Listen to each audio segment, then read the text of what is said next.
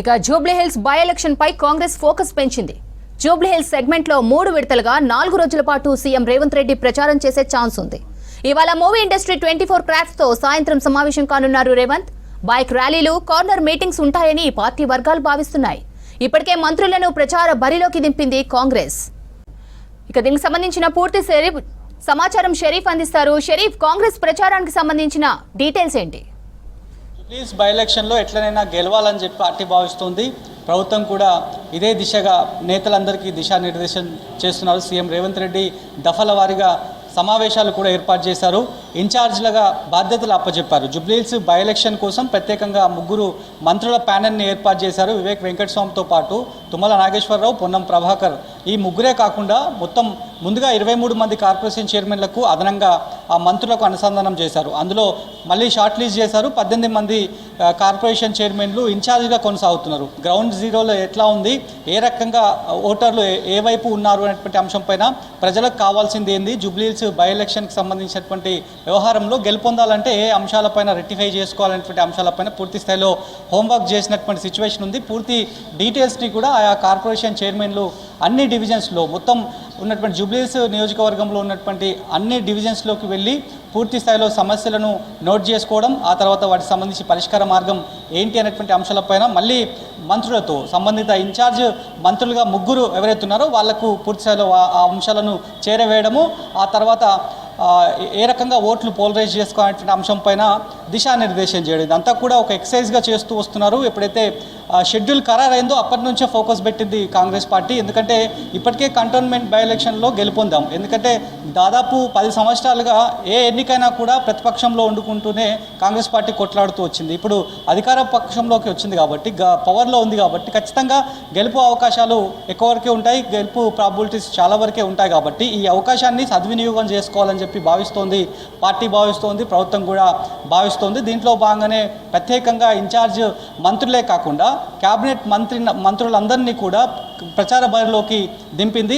మరోవైపు మహిళా ఓటర్లను ఎక్కువ శాతం తమ వైపు కాంగ్రెస్ వైపు తిప్పుకోవడానికి ప్రత్యేకించి వ్యూహరచన చేస్తున్నారు. అందులో భాగంగానే మహిళా శాసనసభ్యులను కూడా ప్రచార బరిలోకి రంగంలోకి దింపారు. ఎందుకంటే ఇప్పటికే బీఆర్ఎస్ సెంటిమెంట్లో భాగంగా ఓట్లను పోలరైజ్ చేసే ప్రయత్నాలు చేస్తుందని చెప్పి కాంగ్రెస్ పార్టీ భావిస్తోంది. కాబట్టి దానికి కౌంటర్గా, ఆ అంశానికి కౌంటర్గా మహిళా శాసనసభ్యులను కూడా ప్రచారంలోకి దింపాలని చెప్పి భావించారు. దీంట్లో భాగంగానే ఒక వ్యూహరచన చేశారు. శాసనసభకు సంబంధించినటువంటి మహిళా సభ్యులందరూ కూడా తమ ప్రచారంలోకి వెళ్ళేటువంటి డివిజన్ ఏదైతే ఉందో ఆ డివిజన్స్కి వెళ్ళి పూర్తి స్థాయిలో డోర్ టు డోర్ క్యాంపెయిన్ చేస్తున్నారు. మహిళలకు కాంగ్రెస్ ప్రభుత్వం ఏం చేసింది, ఇంకా ఏం చేయబోతుంది అనేటువంటి అంశం పైన వాళ్లకు చెప్తున్నారు. ఆ తర్వాత కాంగ్రెస్ పార్టీ మేనిఫెస్టోలో చెప్పిన దాని ప్రకారం ఒక్కొక్కటి ఏవైతే గ్యారంటీస్ ఉన్నాయో ఆ గ్యారంటీస్ని ఎట్లా నెరవేరుస్తున్నామనేటువంటి అంశం పైన ఓవైపు ప్రచారంకి వచ్చినటువంటి గెస్టులంతా కూడా చెప్తున్నటువంటి పరిస్థితి. ఇక నిన్న కూడా ఒక బేగంపేట్ హోటల్లో కీలకమైనటువంటి సమావేశాన్ని కూడా కాంగ్రెస్ పార్టీ ఏర్పాటు చేసింది. తెలంగాణ కాంగ్రెస్ పార్టీ ఇన్ఛార్జ్ మీనాక్షి నటరాజన్తో పాటు PCC chief Mahesh Goud, AICC కార్యదర్శి విశ్వనాథ్ అందరూ కూడా ఒక కీలక సమావేశాన్ని ఏర్పాటు చేశారు. ఇన్ఛార్జ్ మంత్రులుగా ఉన్నటువంటి వివేక్ వెంకటస్వామి, పొన్నం తుమ్మెల వీళ్ళంతా కలిసి ఒక సమావేశాన్ని కూడా ఏర్పాటు చేశారు. సర్వేలన్నీ కూడా తమ వైపు ఉన్నాయి. ఖచ్చితంగా ఈ అవకాశాన్ని సద్వినియోగం చేసుకోవాల్సినటువంటి బాధ్యత ప్రతి ఒక్కరిపైన ఉంది. గ్రౌండ్ జీరో నుంచి చిన్న స్థాయి లీడర్ దగ్గర నుంచి పెద్ద స్థాయి నేత వరకు కమిట్మెంట్తో పనిచేయాల్సినటువంటి అవసరం ఉంది. సర్వేలు తమ వైపు ఉన్నప్పటికీ కూడా రిలాక్స్ కాకుండా ఖచ్చితంగా గ్రౌండ్ జీరోలోకి వెళ్ళి పూర్తి స్థాయిలో ప్రజలకు ఏం కావాలి, వాళ్ళు ఏం కోరుకుంటున్నటువంటి అంశాలపైన పూర్తి స్థాయిలో డీటెయిల్స్ తీసుకోవాల్సినటువంటి అవసరం ఉంది. ఈ సమయంలో రెస్ట్ మోడ్లకు ఎవరు కూడా వెళ్ళొద్దు, కమిట్మెంట్తో పనిచేయాలని చెప్పి దిశానిర్దేశం చేశారు. ఇక ప్రచార సమయంలో వక్తలు మాట్లాడేటువంటి సమయంలో కూడా జాగ్రత్త వహించాలని చెప్పి ఇప్పటికే నిన్నటి సమావేశంలో పార్టీ పెద్దలు నేతలను ఉద్దేశించి, ఇన్ఛార్జ్లను ఉద్దేశించి, వివిధ కార్పొరేషన్ చైర్మన్గా ఇన్ఛార్జ్గా కొనసాగుతున్నారు కాబట్టి వాళ్ళను ఉద్దేశించి కొన్ని వ్యాఖ్యలు కూడా చేశారు. వ్యక్తిగత దూషణలకు దూరం ఉంటూనే ప్రభుత్వం ఏం చేయబోతోంది, గెలిస్తే ఏం చేస్తాము, ఆ తర్వాత ఇప్పటికే ఏం చేశాము, ఎన్నికల కంటే ముందు జూబ్లీహిల్స్ బై ఎలక్షన్ షెడ్యూల్ రాకంటే ముందు ఏ అభివృద్ధి పనులకు శంకుస్థాపన చేశారు, ఏ మంత్రి ఎక్కడెక్కడ తిరిగారు అనేటువంటి అంశాలపైన, నిరుద్యోగ యువతకు ప్రభుత్వం ఏం చేసింది అనేటువంటి అంశాలపైన పూర్తి స్థాయిలో తమ విజయాలను